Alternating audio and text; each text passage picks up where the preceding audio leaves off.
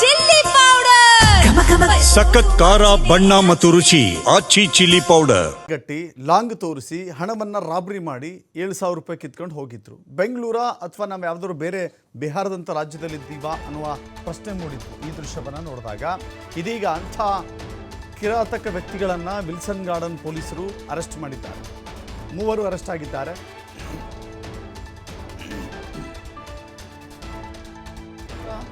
Church ರಸ್ತೆಯಲ್ಲಿ ನಡೆದಿದ್ದಂಥ ಘಟನೆ ಅದು.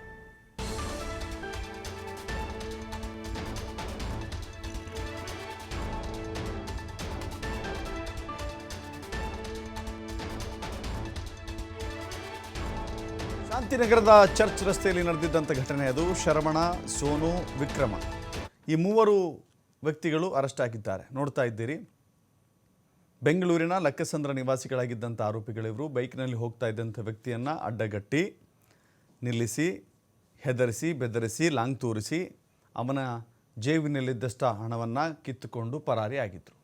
ಶಾಂತಿನಗರದ ನಿವಾಸ ಬಳಿ ನಡೆದಿರುವಂಥ ಘಟನೆ ಇದು. 7,000 ರೂಪಾಯಿ ದರೋಡೆ ಆಗಿತ್ತು. CCTV ದೃಶ್ಯವನ್ನು ಆಧರಿಸಿ ಪೊಲೀಸರು ಪತ್ತೆ ಹಚ್ಚಿದಾಗ ಈ 3 ಆರೋಪಿಗಳು ಗೊತ್ತಾಗ್ತಾ ಇದ್ದಾರೆ. ಶರವಣ್ ಅಂತ ಹೇಳಿ, ಸೋನು ಅಂತ ಹೇಳಿ, ವಿಕ್ರಮ್ ಅಂತ ಹೇಳಿ 3 ಯುವಕರೇ ಆಗಿದ್ದಾರೆ.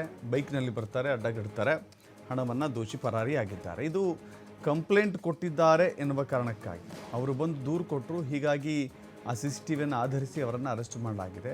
ಇದು ಮೊದಲ ಬಾರಿ ಅಂತೇನು ಕಾಣಿಸೋದಿಲ್ಲ ಅವರು ಈ ರೀತಿ. ಯಾಕಂತ ಹೇಳಿದ್ರೆ ಏನೋ ಆಕಸ್ಮಿಕವಾಗಿ ದರೋಡೆ ಮಾಡೋಕ್ಕಾಗೋದಿಲ್ಲ, ಪ್ಲ್ಯಾನ್ ಮಾಡಿಕೊಂಡೇ ದರೋಡೆ ಮಾಡಬೇಕಾಗತ್ತೆ.